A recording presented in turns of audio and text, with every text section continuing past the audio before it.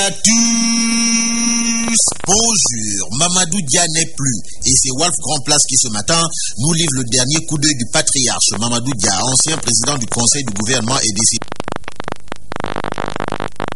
Wolf Grand Place, ainsi, c'est le Sénégal qui perd son patriarche, note le deuxième des quotidiens de l'autre.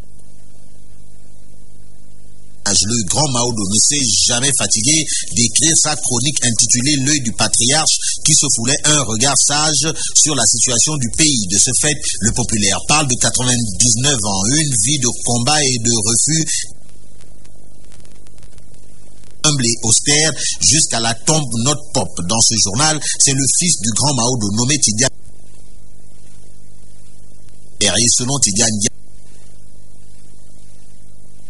mettre dans le sillage de son gouvernement son propre fils, c'est faire du népotisme. Népotisme, jamais avec Mamadou Dia, Dixit, son fils Tidiane Dia, dans Walfadjri l'Aurore également. Aussi, Walfadjri l'Aurore, en hommage au grand Maodo, indique que le président Dia s'est éteint. Dans ce journal, Roland Collin, son ancien directeur de cabinet, revient en long et en large sur leur dernière rencontre en France. En somme, il est bel et bien question du dernier hommage de la nation aux bâtisseurs de l'État, indique Walfadjri l'Aurore. Le quotidien, au sujet de la disparition de Mamadou Dia, ancien président du conseil à 99 ans, retient la nation perd son bâtisseur, car il fut un des pionniers de l'indépendance et la mauvaise conscience des grands bandits, nous dit le journal Le Quotidien. Cependant, ce journal évoque également le silence de Wade sur cette grosse perte que vient d'enregistrer la nation sénégalaise, à savoir la mort du grand Maodo, et à l'As Quotidien de nous informer qu'au moment où tous les segments du pays ont rendu un hommage royal au grand Maodo,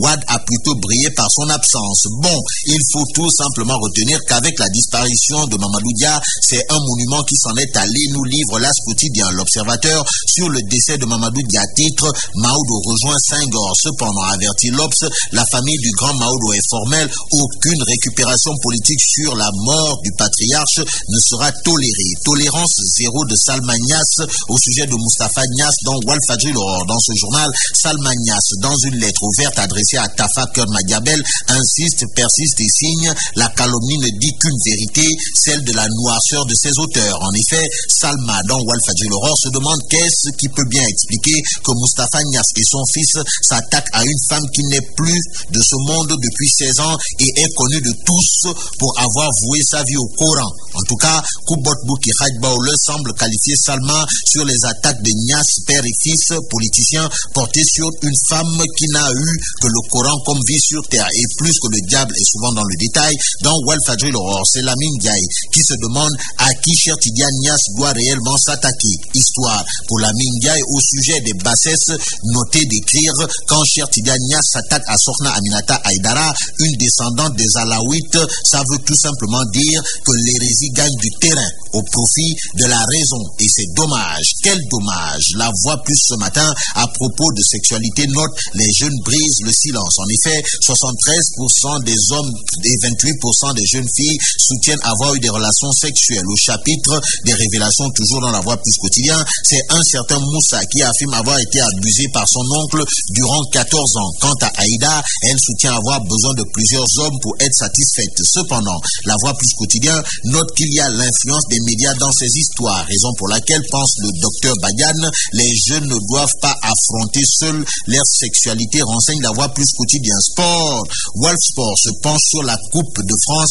et la Coupe d'Angleterre en titrant les Lions s'écroulent en masse. En effet, pour Rémi Gomis, Bayal Sall et Ibou Faye, la Coupe de France est arrêtée en 16e de finale, écrit Wolf Sport. Ce journal indique qu'en Angleterre aussi, Pape Bouba Diop dit adieu à la FA Cup gagnée la saison dernière. Le week-end dernier, Wolf Sport sur le tournoi de l'Assemblée évoque les assurances de Yakar et les soucis du Djaraf. En effet, Stade Quotidien nous dit que Yakar s'est offert son premier trophée, à savoir la Coupe du Parlement devant le Casa Sport. Sport, football toujours, Stade Quotidien nous informe qu'en amical, le Sénégal des locaux s'est imposé en Gambie par 2-1.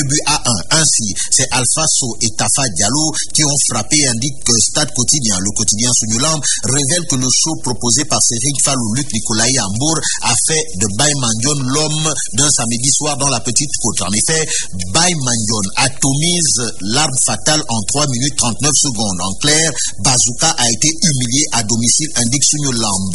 Et aujourd'hui, Baye Mandione déclare que son choc avec Gris Bordeaux s'impose. Et pour ce faire, Walfsport nous informe que Baye Mandione ne demande que 10 francs CFA. 10 francs CFA Kundung Kandung Rendong demandé par Baye Mandione pour affronter Gris Bordeaux.